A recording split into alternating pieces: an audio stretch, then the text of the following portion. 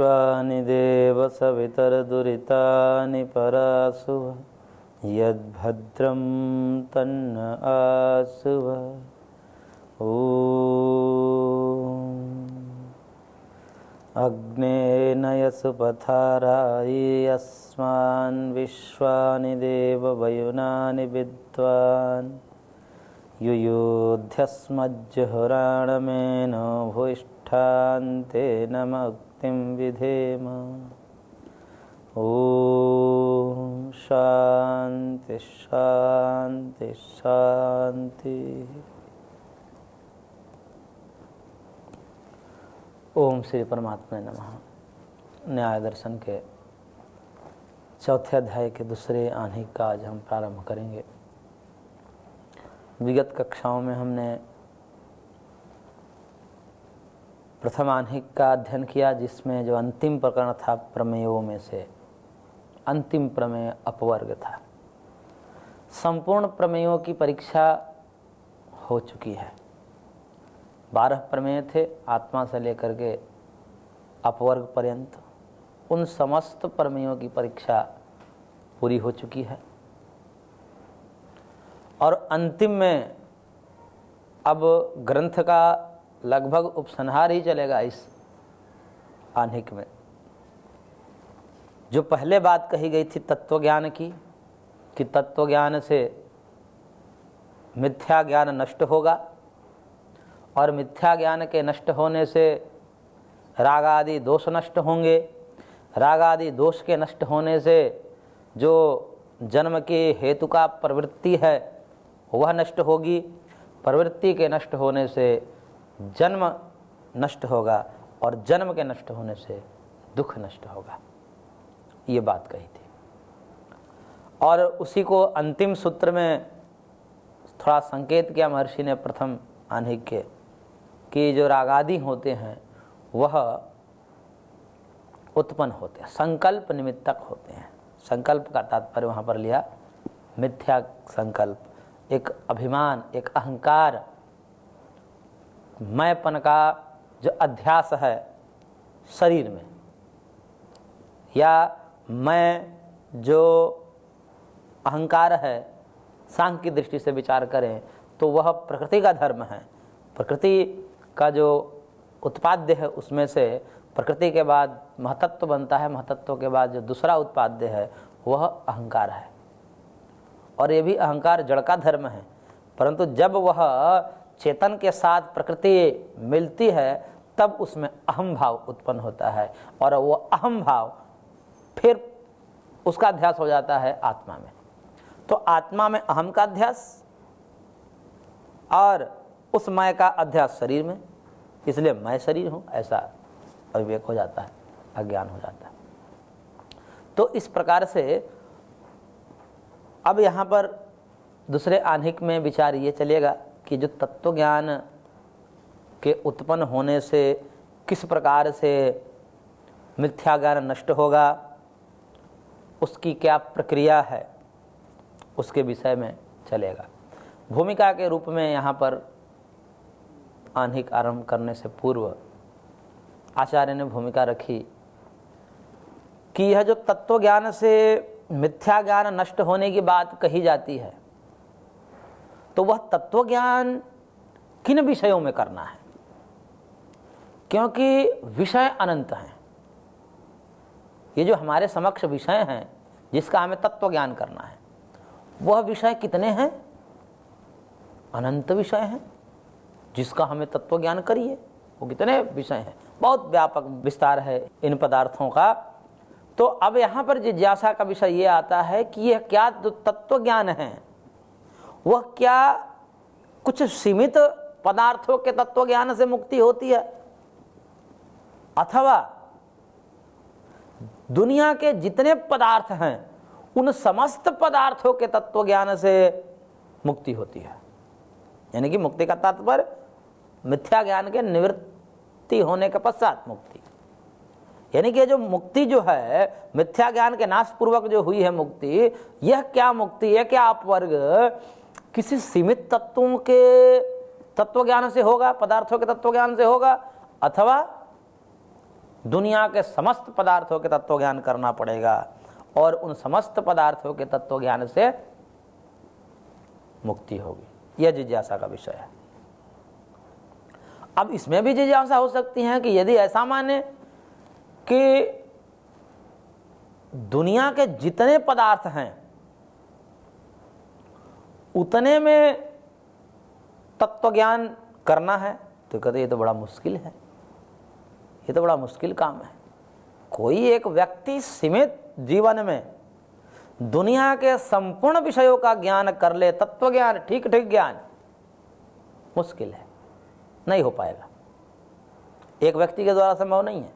इतने विषय हैं, उन विषयों में तत्व ज्ञान हो पाना असंभव है, हो ही नहीं सकता। और जब हो ही नहीं सकता तो ये तत्व ज्ञान जब होगा ही नहीं तो तत्व ज्ञान से मिथ्या ज्ञान की निवृत्ति की कल्पना व्यर्थ है।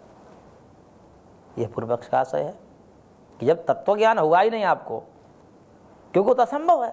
संपूर्ण पदार्थ के तत्व ज्ञान में इतने पदार्थ हैं, ज्ञान के इतने क्षेत्र हैं, ज्ञान विज्ञान से परिपूर्ण जगत है और उसमें प्रत्येक में जाकर के उसके चरमावस्था तक जाना है। मतलब एक विषय में घुसे तो संपूर्ण जानकारी ले लेना है। आज तक तो कहते हैं कि अभी रक्त के कण की संपूर्ण जानकारी हमको नहीं है, मिट्टी के कण की संपूर्ण जानकारी नहीं है, लगे हुए हैं, निरंतर लोग उसमें शोध कर रहे हैं, आगे आगे चीजें और उसमें जुड़ती जाती है। तो कोई भी व्यक्ति एक विषय का साक्षात्कार कर ले, तत्व ज्ञान कर ले अपने एक जीवन में, ऐसा आवश्यक नहीं है, असंभव है, आवश्यक असंभव है। और जब असंभव है तो जब तत्व ज्ञान हुआ ही नहीं पूर्ण रूप से तो फिर मिथ्या ज्ञान की निवृत्ति कैसे होगी? जब मिथ्या ज्ञान की निवृत्ति नहीं होगी तो दोष की निवृत्ति कैसे होगी? दोष की निवृत्ति नहीं होगी तो प्रवृत्ति की निवृत्ति कैसे होगी? प्रवृत्ति की निवृत्ति नहीं होगी तो जन्म की निवृत्ति कैसे होगी? जब जन्म की निवृत्ति नहीं होगी तो दुख की निवृत्ति कैसे होगी? यह प्रसंग आ जाता है। अथवा दूसरी बात ये कहें कि संपूर्ण पदार्थों के तत्व ज्ञान की आवश्यकता नहीं है, कुछ सीमित पदार्थों की तत्व ज्ञान होने से मुक्ति हो जाएगी, मिथ्या ज्ञान की निवृत्ति हो जाएगी और फिर अंततः मुक्ति हो जाएगी। यदि ऐसा माने तो कहते हैं कि इसमें भी समस्या है। क्या समस्या है? कि सीमित तत्व ज्ञान से आप मुक्ति मान रहे हो, यानी कि कोई सीमित पदार्थ है उसी में आपको तत्व ज्ञान करना है, संपूर्ण करने की आवश्यकता नहीं है। यदि आप ऐसा कहते हो तो तत्व ज्ञान कितने अंश में हुआ है? तत्व ज्ञान उस सीमित पदार्थों में हुआ, जितने में आपने तत्व ज्ञान बताओगे उन सीमित पदार्थों में ही तत्व ज्ञान उत्पन्न होगा। उससे अतिरिक्त जो जितने भी व्यापक पदार्थ हैं, अनंत पदार्थ हैं, उनमें मिथ्या ज्ञान बना हुआ है आपको। भाई सीमित पदार्थ में तत्व ज्ञान हुआ है तो उससे अतिरिक्त जो पदार्थ है उसमें तो मिथ्या ज्ञान वैसे का वैसे बना हुआ है, और मिथ्या ज्ञान वैसे के वैसे बने होने से मिथ्या ज्ञान की ही यदि मात्रा देखी जाए तो अधिक हो जाएगी जगत में, और तत्व ज्ञान थोड़ा हो जाए क्योंकि सीमित वस्तुओं में हुआ है। तो कह रहे हैं कि सीमित तत्व ज्ञान से और जो व्यापक एक आपको मिथ्या ज्ञान अभी भी आपके अंदर है, कैसे नष्ट होगा मिथ्या ज्ञान? चलो सीमित में मान लोगे तो सीमित में ही तो तत्व ज्ञान होगा, बाकी जो संसार है, बाकी जो विषय है उसमें तो आपको अज्ञान मिथ्या ज्ञान अभी भी है। तो अभी भी होने के कारण आप कैसे संपूर्ण रूप से समूलोच्छेद कैसे करोगे मिथ्या ज्ञान का? हाँ, जितने विषयों में आपने तत्व ज्ञान किया है उन विषयों में तो आपके मिथ्या ज्ञान निवृत्त हो जाएगा, उन विषयों से संबंधित मिथ्या ज्ञान निवृत्त होगा।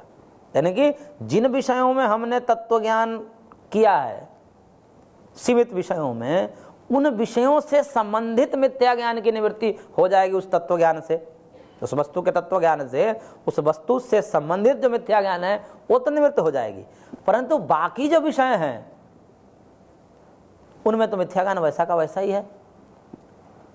तो मिथ्या ज्ञान वैसे कि वैसे बने रहने के कारण कभी मुक्ति होगी नहीं, उसका उच्छेद होगा नहीं, और जब तक मिथ्या ज्ञान होगा ही नहीं, उसका उच्छेद होगा ही नहीं, तब तक मुक्ति होगी नहीं। ये तो आपका भी मत है।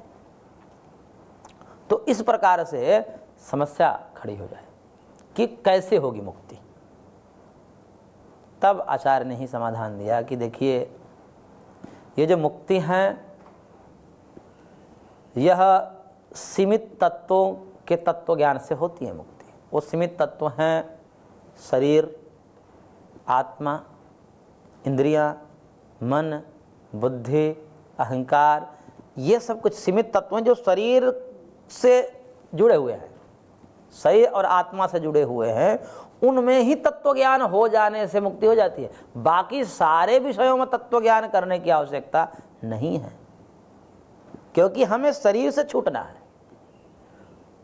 हमें शरीर से छूटना है, तो शरीर से छूटना है तो इस शरीर के संबंधित ही तत्व ज्ञान करना आवश्यक है, और उन्हीं के तत्व ज्ञान से मुक्ति हो जाएगी। संपूर्ण पदार्थों के तत्व ज्ञान की आवश्यकता नहीं है। तो इसलिए कौन से तत्व ज्ञान से किस मिथ्या ज्ञान की निवृत्ति होगी, यह जानना आवश्यक है। सबसे मूल पकड़ना पड़ेगा, क्योंकि जब तक से मूल नहीं पकड़ेंगे तब तक से मूल का नाश नहीं होगा। कहते हैं ना कि समूल नाश करना है, तो मूल पकड़ करके जब तक उसको उखाड़ेंगे नहीं, तब तक ऊपर ऊपर पत्तों और डालियों पे हमें घूमने से काम नहीं होगा। जड़ को पकड़ना पड़ेगा, और जड़ जिसने पकड़ लिया उसको बाकी डालियों पर कूदने की आवश्यकता ही नहीं। जिसको नष्ट करना है पूरे एक वृक्ष को, एक मान लीजिए कि पूरा वृक्ष है, ये जगत वृक्ष है, इसको वृक्ष रूप में परिकल्पना किया है वेदों में। द्वा सुपर्णा सविजा सखाया समानम वृक्षम परिशस्व जाते तयोरन्नः पिप्पलम स्वादुवत्य नस्नन्य विचाक शीति। तो वो वृक्ष है, वो जगत रूपी वृक्ष पर जो दो पक्षी बैठे हुए हैं, जीवात्मा और परमात्मा, या शरीर रूपी वृक्ष पर दो पक्षी बैठे हुए हैं, एक जीवात्मा एक परमात्मा, ऐसे कल्पना किया है। और ये जो शरीर का मूल है, जहां से ये उत्पन्न होता है, उस एक को पकड़ना है, समस्त को पकड़ने की आवश्यकता नहीं है। मूल को पकड़ लेने से वही से काम हो जाएगा। इसलिए कहते हैं ना कि भाई मूल को देखो, अपनी जड़ को देखो। जड़ को देखने से, जड़ में पानी डालोगे तो संपूर्ण वृक्ष में पानी चला जाएगा। आप पत्ते के ऊपर पानी फेंकते रहोगे, कुछ नहीं होगा। कुछ देर के लिए आपको लगेगा कि हरा हो जाएगा, परंतु उससे कुछ नहीं होगा। जड़ में घुसना पड़ेगा, और ऐसे नष्ट भी करना है तो जड़ सहित उखाड़ना पड़ेगा। ऊपर से काटेंगे फिर उत्पन्न हो जाएगा। तो इसलिए ये कोई जरूरी नहीं है कि सब चीजों में जाकर के हम तत्व ज्ञान करें, उसको उखाड़ फेंके, ऐसी आवश्यकता नहीं। मूल को पकड़ लें, वहां से उखाड़ दें, सारा खत्म हो जाएगा। वह मूल क्या है? तो कह कि वो मूल है शरीर विषयक मिथ्या ज्ञान। शरीर विषयक मिथ्या ज्ञान है, मैं शरीर हूं। उससे भी थोड़ा ऊपर उठता है कोई व्यक्ति तो कहता है मैं इंद्रियां हूं। उससे भी कोई ऊपर उठता है थोड़ा सा तो कहता है कि मैं मन हूं। उससे भी थोड़ा कोई ऊपर उठता है तो कहता है कि नहीं मैं बुद्धि हूं। उससे भी कोई ऊपर उठता है तो कहता है नहीं मैं अहंकार हूं। ऐसे ऐसे साधक की स्थिति होती जाती है। तो कहना कि यह सब मिथ्या ज्ञान है। शरीर कहिए, मन कहिए, बुद्धि कहिए, इंद्रिया कहिए, ये समस्त में मैपन का व्यवहार जो है मिथ्या ज्ञान का स्वरूप है। इन सबको हटाना है, और इनको हटा देने से फिर समस्त मिथ्या ज्ञान हट जाएगा। जब समस्त का मतलब शरीर से लेकर के वह जो सांख्य में प्रक्रिया बताई गई है व्यापक रूप से तत्व ज्ञान की, उन एक एक विषयों में मिथ्या ज्ञान हटता जाएगा। और कार्य से लेकर के कारण जगत तक जब मिथ्या ज्ञान हटेगा, यानी कि प्रकृति से उससे उत्पन्न हुआ महतत्व, महतत्व से उत्पन्न अहंकार, अहंकार से उत्पन्न हुआ उभय प्रकार की इंद्रियां, फिर तन्मात्र, तन्मात्र से उत्पन्न पंचभूत, पंचभूत से ये शरीर, इन सब में क्रम से जो है मिथ्या ज्ञान हटता जाएगा। और अंततः जब मूल में, यानी कि इसके कारण जो प्रकृति है, सत्व रज तमोमयी जो प्रकृति है, उसमें भी जब मिथ्या ज्ञान हट जाता है, साक्षात्कार कर लेता है साधक अपने साधना के द्वारा, तब संपूर्ण प्रकार के मिथ्या ज्ञान हट जाती है। सारी मिथ्या ज्ञान हट जाएगी। और जब सारी मिथ्या ज्ञान हट जाएगी तब उसको कहते हैं प्रकृति पुरुष अनन्यता ख्याति। प्रकृति और पुरुष का बिलगाव हो गया, एकदम स्पष्ट ज्ञान हस्तामलकवत हो गया कि ये प्रकृति है, ये पुरुष है, मैं ही नहीं हूं, मेरा स्वरूप ये है। इस प्रकार से अनुभव जब हो जाता है साधक को, तब उस तत्व ज्ञान है, उस तत्व ज्ञान समस्त मिथ्या ज्ञान को नष्ट कर देता है। और उससे जाकर के वो जो फिर क्रम है दूसरे सूत्र में, उस कर्म से अपवर्ग हो जाता है, दुखों का नाश हो जाता है। तो उसके लिए प्रथम सूत्र दिया महर्षि ने, चौथे अध्याय के द्वितीय आह्निक के प्रथम सूत्र है, दोष निमित्तानाम तत्व ज्ञानात् अहंकार निवृत्ति। दोष निमित्तानाम तत्व ज्ञानात् अहंकार निवृत्ति, कि ये जो दोष निमित्तों का जो तत्व ज्ञान से, दोष निमित्त क्या है, दोष के निमित्त से क्या उत्पन्न हुआ है, शरीर।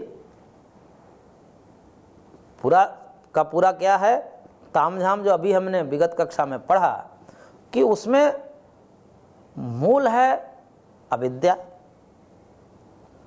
और अविद्या से तुरंत बाद दोष उत्पन्न होता है। अविद्या स्वयं ही दोष रूप है, उसको भी दोष ही कह दिया गया है। जैसे राग द्वेष मोह, और मोह को अविद्या कहते हैं, अविवेक कहते हैं, अज्ञान कहते हैं। तो मूल हो गई दोष, और इसी दोष से क्या उत्पन्न हुआ, जन्म, शरीर मिला है। तो ये जो दोष निमित्तक शरीर है, इनका यानी कि दोष निमित्ता नाम शरीर आदि नाम, जो शरीर आदि हैं, इनका तत्व ज्ञान से अहंकार की निवृत्ति हो जाती है। यानी कि जब तत्व ज्ञान उत्पन्न होता है तो इसमें जो एक अभिमान है, अहंकार है, कौन सा अहंकार, मैं शरीर हूं, इस प्रकार का जो अहंकार है, शरीर भाव में जो रहते हैं, और शरीर भाव में रह करके फिर शरीर को ही साध्य मान करके, शरीर को ही अपना रूप मान करके उसी को सुरक्षित रखने के लिए सारे प्रयत्न होने लगते हैं, और उसको मरते हुए देख करके अपने को मरते हुए न मान करके फिर व्यक्ति रोता है। तो उस प्रकार से तब तत्व ज्ञान जब होता है तो ये जो शरीर आदि से संबंधित मिथ्या ज्ञान है सब नष्ट हो जाते हैं। ये तत्व ज्ञान उत्पत्ति के प्रकार है। तत्व ज्ञान कैसे उत्पन्न होगा, तो कहते हैं कि तत्व ज्ञान से अहंकार की पहले निवृत्ति होगी, पहले अहंकार की निवृत्ति होगी, और फिर अहंकार के निवृत्त हो जाने पर, अहंकार का निवृत्त होना ही तत्व ज्ञान है, ऐसा समझिए। अहंकार का मतलब मैं पने का बोध। अभी अहंकार जहां भी जुड़ जाएगा ना, मैं जहां जुड़ जाएगा वो अहंकार है, अभिमानो अहंकार, ऐसा महर्षि कपिल ने सांख्य शास्त्र में कहा। जहां मैं जुड़ जाएगा वो अहंकार है, और वह अहंकार ही व्यक्ति को बांधता है, व्यक्ति को पापों में धकेलता है, क्योंकि स्वरूप का बोध न होने के कारण ये सारा गड़बड़ होता है। तो वह ऐसा समझिए कि तत्व ज्ञान क्या है, अहंकार की निवृत्ति ही तत्व ज्ञान है, और उस निवृत्ति रूपी तत्व ज्ञान से क्या हो जाएगा, मिथ्या ज्ञान की निवृत्ति हो जाएगी। यानी कि मिथ्या ज्ञान निवृत्त हो गया तत्व ज्ञान से। अब इसमें नास्य नाशक भाव समझिए कि अहंकार जो मिथ्या ज्ञान स्वरूप है वह नाश्य है, नष्ट करने योग्य है, और तत्व ज्ञान नाशक है, वो नष्ट करता है तत्व ज्ञान से। जैसे प्रकाश अंधकार का नाशक है, विध्वंसक है, ऐसे ही तत्व ज्ञान मिथ्या ज्ञान का विध्वंसक है, वो नष्ट कर देता है। तो तत्व ज्ञान उत्पन्न होगा, वैसे ही ये अहंकार स्वरूप जो मिथ्या ज्ञान है ये नष्ट हो जाएगा। वो मिथ्या ज्ञान कहाँ पर नष्ट होगा, शरीर आदि में। दोष निमित्ता नाम शरीर आदि नाम, दोष निमित्तक जो शरीर आदि हैं उनमें अहंकार की निवृत्ति हो जाएगी तत्व ज्ञान से।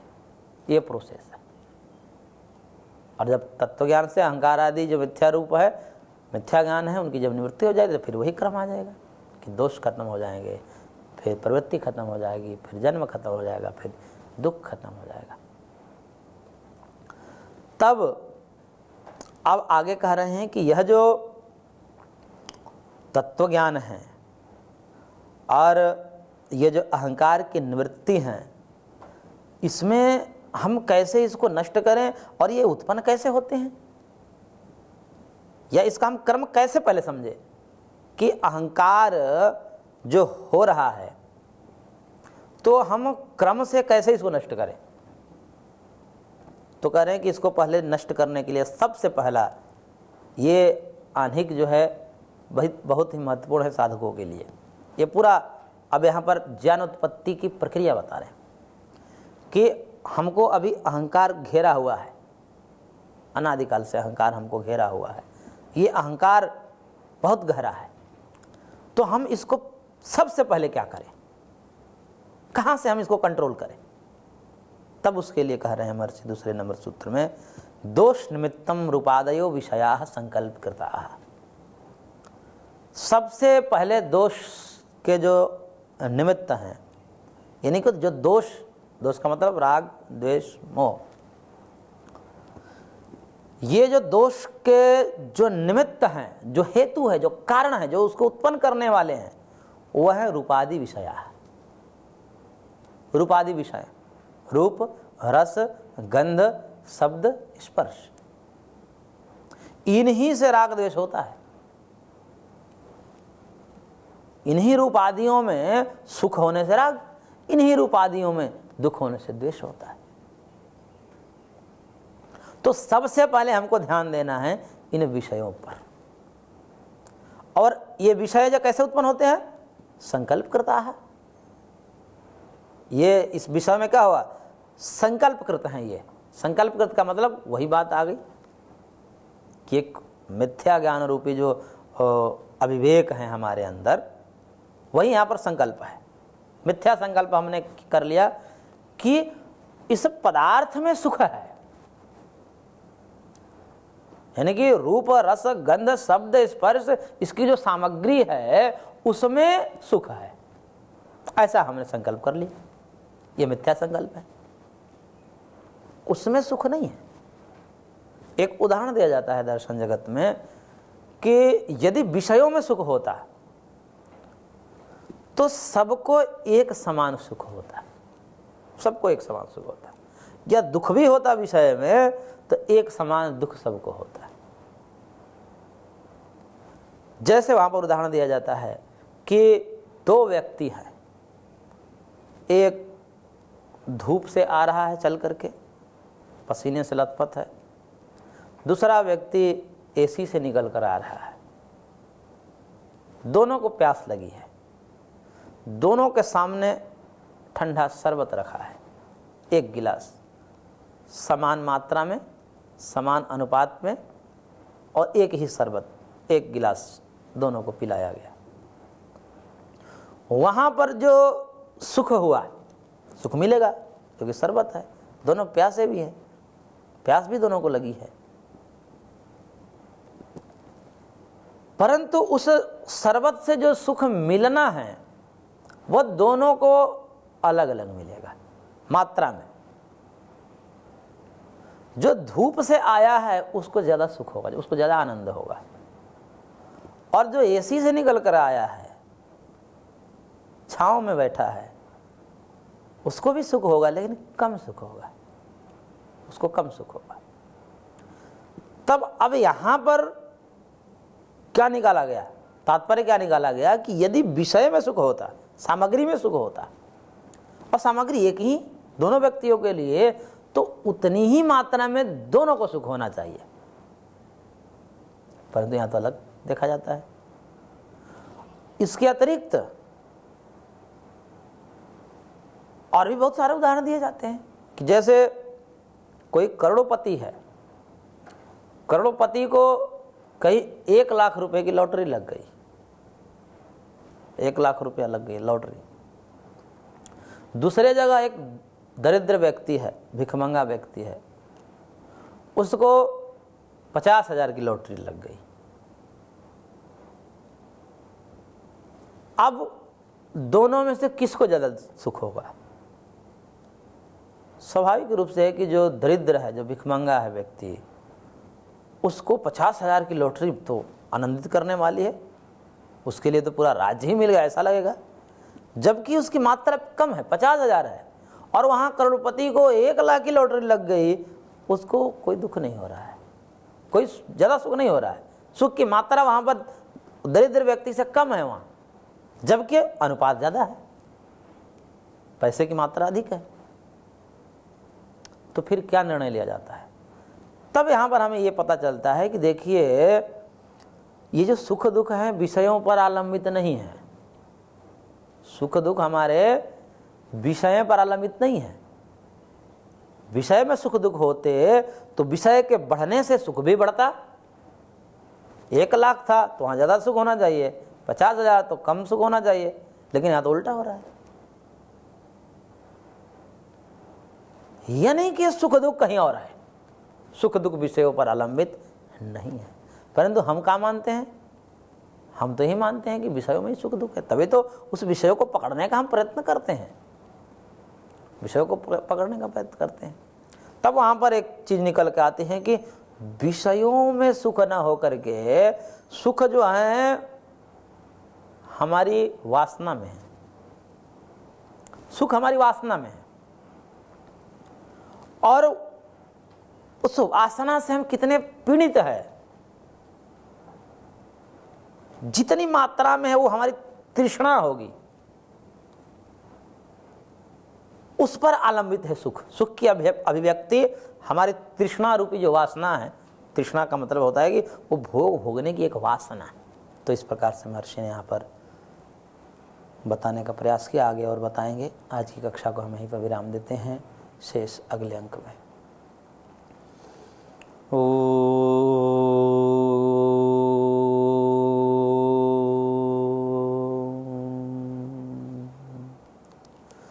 शांति शांति शांति।